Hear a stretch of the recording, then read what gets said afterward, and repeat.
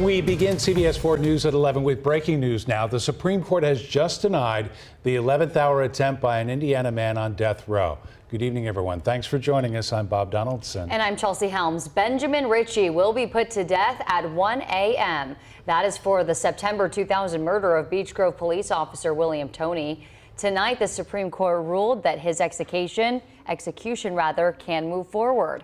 Justices Sonia Sotomayor and Ketanji Brown Jackson both disagreed and did want to review Ritchie's case, though Governor Mike Braun has refused to stop the execution. CBS 4's Russ McQuaid was on the scene that night Officer Toney was killed almost 25 years ago. He joins us tonight from outside the prison where Ritchie awaits the fulfillment of his sentence. Russ? And good evening, Bob. You know, with the media excluded from witnessing Ritchie's execution, the Indiana State Prison here in Michigan City is on an even tighter than usual lockdown as we all anticipate the hour when the judge's order will be carried out. If the Indiana Department of Correction is following its past procedure, it's believed that Officer Toney's family and their supporters would have been inside a conference room inside the prison for at least an hour now, waiting to be escorted to the building that houses Indiana's death chamber. Ritchie's attorneys and spiritual advisor also are likely on the scene. While I can't tell you exactly what is going on inside tonight due to an information blackout by IDOC, I can tell you from covering other executions what the routine has been in the past. Chances are Ritchie was escorted from his cell on death row before noon and taken to the death house, where he was placed in a small cell next to the execution chamber. He would have been fed his final meal during the afternoon. While in the cell, he would constantly be in the presence of a corrections officer while accepting visitation from a clergy member or spiritual advisor and his attorneys. A phone would be made available should he decide to make any calls. There's also a hotline open and tested for the warden and other prison authorities to remain in constant contact with the governor's office and the Indiana Attorney General's office should there be any last-minute developments. As the clock clicks closer to midnight Central Daylight Time, Ritchie will say his goodbyes and be left to await an escort to the death chamber, where he will be secured to a table, an IV inserted into an artery, followed by the introduction of the lethal dose of pentobarbital by a paramedic.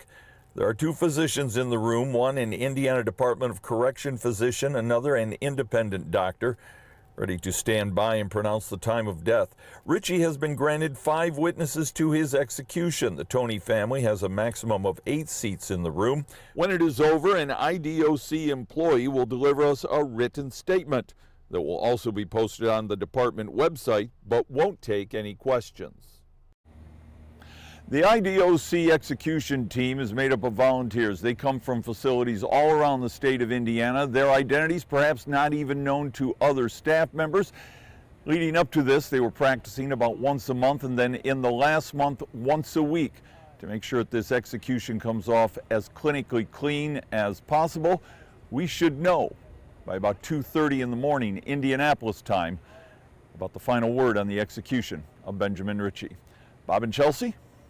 Well, Russ, as we mentioned, you covered this story when it happened almost 25 years ago. Yeah. Even if an execution does happen tonight, it does not really bring closure to the Toney family, does it? No, it really doesn't, and I can tell you from being out there that night, it was chaotic, there was panic, there was anxiety because an officer had fallen and his killer was still on the run through those neighborhoods, and for several hours as the hunt was on, nobody could find him. They didn't know if he was holed up with a friend. They didn't know if he was holding somebody else hostage. They didn't know if he was going to leap out from behind another building and ambush some of those officers and state troopers who responded to that neighborhood. He was taken into custody the next morning, and Bob, you'll remember, we were interviewing him within a couple days inside of the Marion County Jail, where he essentially admitted what he'd done, and at that time showed no remorse. A case that's literally been going on for decades. Russ McQuaid live in Michigan City tonight. Russ, thank you for that report. We'll have updates on CBS4Indy.com.